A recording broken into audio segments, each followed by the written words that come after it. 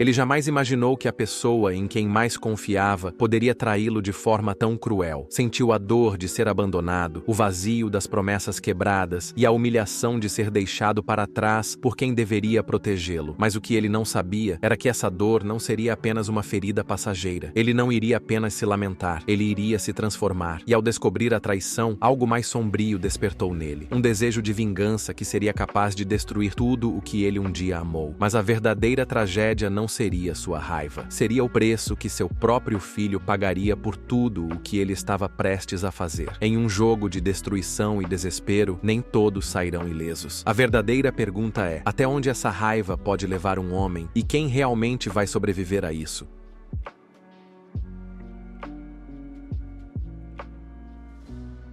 O dia que minha esposa me traiu, meu filho descobriu, e ela voltou para se vingar. Quando conheci Marbel, ela era realmente uma mulher encantadora, do tipo que entra em uma casa e muda a atmosfera só com um sorriso. Ela era doce, amigável, e tinha um jeito de falar que fazia você sentir que tudo ia ficar bem. Nos casamos depois de alguns anos de namoro, e embora não tenha sido um casamento luxuoso, foi muito especial para nós dois. Mais tarde, nosso filho Daniel nasceu, e por muitos anos eu pensei que tinha a família que qualquer homem gostaria de ter. Não vou negar que, com o passar dos anos, as coisas mudaram. Às vezes, você não percebe quando a distância começa, quando o dia a dia vira rotina, e aí vem o desgaste. Mas em algum momento, Marbel deixou de ser aquela mulher alegre que eu conheci. Ela se tornou mais agressiva, mais negativa. Estava sempre reclamando de tudo, da casa, da comida, dos vizinhos, de mim. Nunca parecia haver nada que a deixasse satisfeita. Eu me acostumei com isso. Acho que essa foi a minha forma de lidar com a situação. O hábito é um veneno lento. Ele convence você de que o ruim é normal, de que todos os casamentos são assim, de que isso faz parte do pacote. Com o tempo, parei de discutir. Só escutava e tentava não acender mais conflitos. Me concentrei no trabalho, talvez até demais. O maior problema entre nós era financeiro. Marbel não trabalhava. Fazia pequenos concertos de costura ocasionalmente, mas a verdade é que a renda estável da casa vinha de mim. Eu trabalhava em uma fábrica, em um turno longo e exaustivo. Mas nunca era suficiente. Sempre havia alguma emergência, alguma compra necessária, alguma despesa imprevista. Marbel não era exatamente boa em administrar, e o pouco que tínhamos desaparecia rapidamente.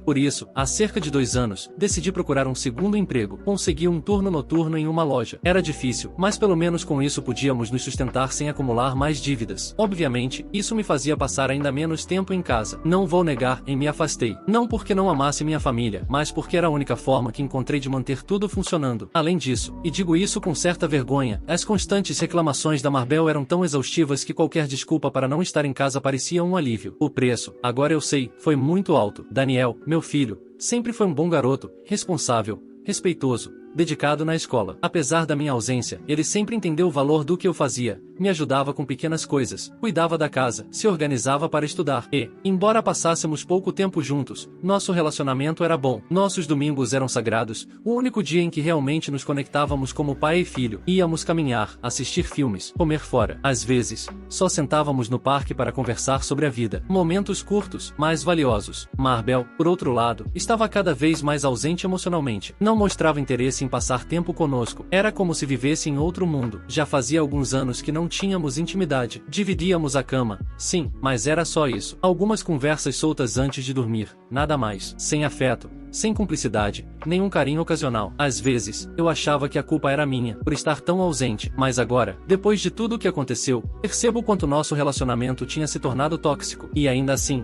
naquela época, eu não percebia isso claramente. Estava tão preso à rotina, à necessidade de sustentar tudo, que achei que aquilo era normal, que era isso a vida adulta, que era isso o casamento. E provavelmente teríamos continuado naquela miséria disfarçada de estabilidade por muitos anos, se não fosse pelo fato de que meu filho de 15 anos pediu para conversar comigo. Era uma manhã de domingo. Tomamos café em casa, os 3 juntos, algo que não acontecia com frequência. E Marbel estava na cozinha, limpando. Daniel me olhou com uma seriedade incomum e disse que precisava falar comigo a sós, que era algo importante. Perguntei se ele estava bem, e ele disse que sim, mas que preferia me contar fora de casa. Então pedi que entrasse no carro, e fomos dar uma volta. Depois de alguns minutos dirigindo sem rumo, paramos em uma loja. Compramos refrigerante e 2 cachorros quentes. Acabamos sentados no capô do carro, à beira do rio, num daqueles lugares tranquilos onde costumávamos ir quando ele era menor. Achei que ele ia me contar um problema na escola, ou algo sobre uma menina. Mas o que ele me disse me deixou completamente paralisado. Eu a interrompi. Foi o Daniel quem te viu. Ele te viu saindo de casa com o seu amante. Ele te viu beijando ele como se fosse uma adolescente. E isso a parou. Vi nos olhos dela um momento de vergonha, ou talvez fosse medo. Ela abaixou o tom. Não disse nada por um segundo. Aproveitei aquele momento de silêncio. Se ainda tiver um pingo de dignidade, se ainda se importa um pouco com seu filho, vá embora. Deixe ele viver em paz. Não o faça ter que conviver com a mulher infiel que destruiu a própria família. Marbel me olhou como se não me reconhecesse. Os olhos estavam arregalados. Ela rangia os dentes. Parecia prestes a explodir. Mas não disse mais nada. Se virou, entrou no quarto e, depois de um tempo, saiu com uma mala. Passou por mim sem me olhar. Você vai se arrepender disso, disse. E foi embora. Sentei no sofá em silêncio, sem saber o que fazer. Fiquei ali por muito tempo, revisando mentalmente todo o nosso casamento, os anos juntos, as brigas, a distância, a rotina. Foi culpa minha? Eu me afastei demais? Poderia ter feito algo diferente? Talvez sim, talvez não. Mas naquele momento, nada disso importava. O que ela fez foi culpa dela. Não tinha mais volta. Liguei para Daniel. Ele voltou para casa e almoçamos com o que Marbel havia deixado preparado antes de sair. Comemos em silêncio, sem nos encarar muito. Não havia necessidade de falar. Ele já sabia. E eu também. Na segunda-feira, falei com um advogado. O divórcio era inevitável. Não só pelo que aconteceu, mas por tudo que já vinha se arrastando há anos. O problema era o custo. Era muito caro para mim, com minha renda limitada. Mas não tinha escolha. Seguindo o conselho do advogado, troquei todas as fechaduras da casa. Ele também disse que o mais importante seria conseguir a guarda do Daniel, e isso parecia estar ao meu favor. Daniel havia dito que queria ficar comigo. Além disso,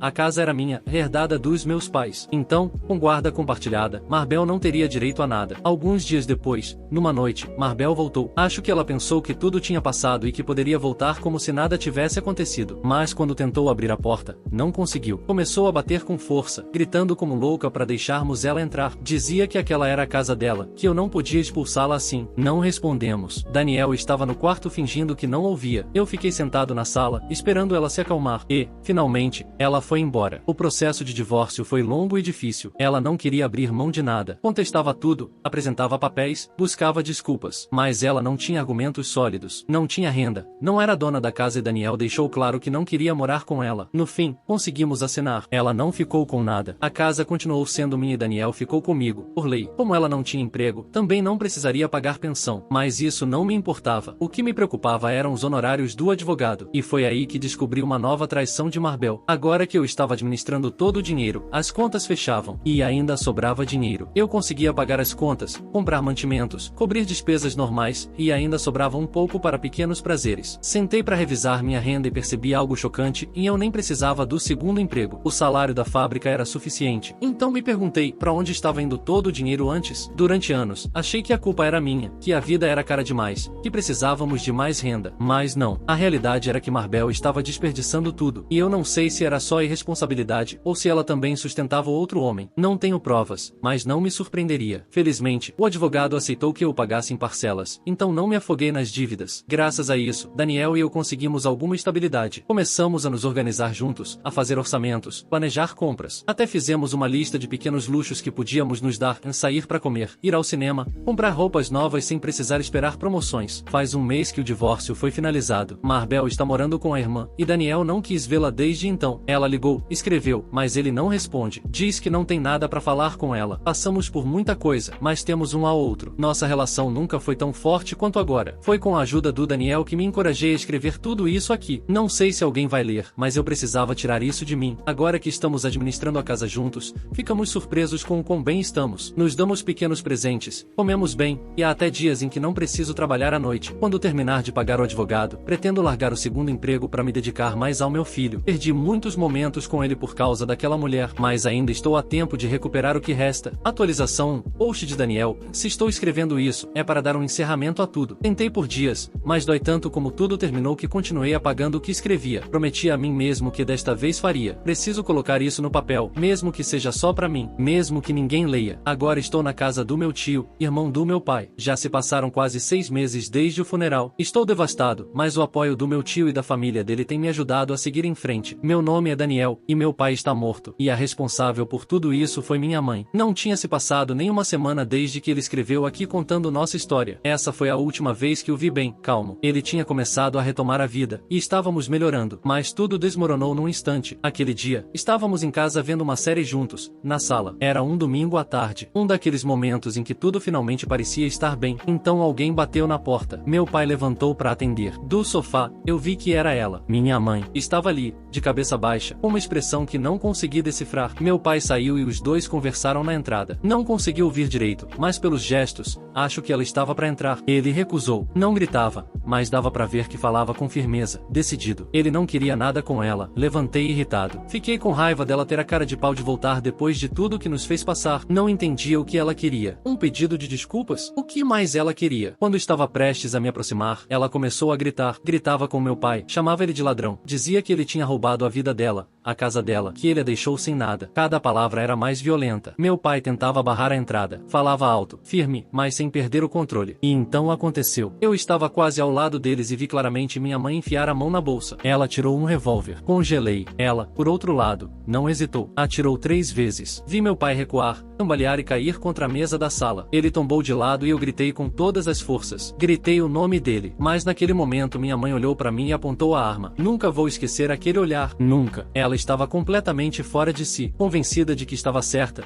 de que fazia o que precisava ser feito. Por um momento, achei que ela ia me matar, que puxaria o gatilho sem pensar. Mas ela hesitou, baixou um pouco a arma. Talvez algo na mente dela ainda não estivesse totalmente apodrecido. Ou talvez ela simplesmente não teve coragem de matar o próprio filho. Não sei, mas ela não atirou. Foi então que meu pai, com um pouco de força que ainda tinha, gritou algo. Mandou eu me afastar dela. Isso a deixou ainda mais agitada. Ela gritou. Se virou para ele e levantou a arma novamente. Eu não pensei, me lancei sobre ela e consegui derrubá-la no chão. A arma escorregou das mãos dela, mas ela recuperou instantaneamente. Começamos a lutar. Tentei imobilizar o braço dela, mas ela gritava como louca, me mordia, me chutava, me xingava. Consegui segurar o pulso dela para que não pudesse mirar direito, mas mesmo assim ela apertou o gatilho. Ela atirou mais 3 vezes. 2 balas atingiram a parede da cozinha. A terceira atravessou um dos armários. O cheiro de pólvora me fez tossir, mas eu não soltei o braço dela. Enquanto lutávamos, vi meu pai caído no chão com o canto do olho. Seus olhos estavam semicerrados. Eu não sei se ele me ouviu, não sei se me viu pela última vez, mas eu sei que ele estava indo embora, e eu não pude estar ao lado dele. Eu estava tentando impedir a assassina dele. Um dos vizinhos ouviu tudo, graças a Deus. Ele chamou a polícia. Eles chegaram rapidamente, arrombaram a porta e nos encontraram no chão, enquanto eu tentava contê-la. Ela gritava, resistia, o rosto cheio de ódio. Eles a dominaram, a algemaram, me afastaram dela, e eu corri até meu pai. Me ajoelhei ao lado dele, falei com ele, toquei seu rosto, mas já era tarde. Um dos tiros havia perfurado o pulmão. Ele morreu antes que a ambulância chegasse. Não lembro muito bem do que aconteceu depois. Tudo ficou embaçado. Me levaram ao hospital para fazer exames, embora eu só quisesse que tudo fosse um pesadelo. Lembro do meu tio chegando, me abraçando, me garantindo que estaria comigo. O dia do enterro foi terrível, mas eu não estava sozinho. Minha tia, meus primos, todos me apoiaram. Ninguém me deixou sozinho. E é por isso que ainda estou de pé. No julgamento, minha mãe tentou dizer que tudo foi um acidente, que ela não queria matar ninguém, que só queria conversar. E o que mais me revoltou foi que ela tentou me usar como escudo. Ela olhou para mim chorando, implorando para que eu ajudasse, para que dissesse que foi um acidente, que ela nunca quis me machucar, que eu deveria defendê-la porque ela era minha mãe, que eu deveria dizer a verdade. E foi o que eu fiz. Contei toda a verdade. Relatei como ela atirou no meu pai 3 vezes sem qualquer provocação. Contei como ela apontou a arma para mim. Como, quando tentei pará-la, ela atirou mais 3 vezes. Como ela gritava, me ameaçava, me agredia, fora de si. Como não demonstrou um pingo de arrependimento enquanto eu implorava pela vida do meu pai. Ela gritou comigo no tribunal, dizendo para eu não mentir, que eu sabia que não era assim. Ela chorou, bateu no peito, mas ninguém acreditava mais nela. Ninguém. O juiz a condenou à prisão perpétua por homicídio qualificado e tentativa de homicídio, e eu não pretendo jamais visitá-la. Não me importa se ela está arrependida. Não me importa se apodrecer sozinha naquela cela. Isso não me comove. Embora soe horrível, todas as noites eu desejo que tivesse sido ela quem tivesse morrido, que meu pai estivesse aqui comigo, e que ela fosse apenas uma lembrança ruim. Mas não dá pra mudar o que aconteceu. Alguns dias atrás, voltei à casa do meu pai com meu tio. Eu não voltava lá desde aquela noite. O sofá onde meu pai morreu havia sido removido, o sangue fora limpo, mas os buracos de bala ainda estavam lá. 2 na parede da cozinha, 1 no armário. Meu tio me disse que a casa é minha, que é a herança do meu pai, que quando eu atingir a maioridade, poderei decidir o que fazer com ela. Eu não sei se quero morar lá de novo algum dia. Talvez eu venda, talvez não. Por agora, não estou pronto para tomar essa decisão. Cada canto daquela casa me lembra o que aconteceu e, embora seja meu lar, também é o lugar onde perdi tudo. Isso é tudo que posso escrever. Não vou responder a comentários ou perguntas. Só queria contar a verdade. Quero agradecer pelas mensagens de apoio que vocês deixaram no post do meu pai.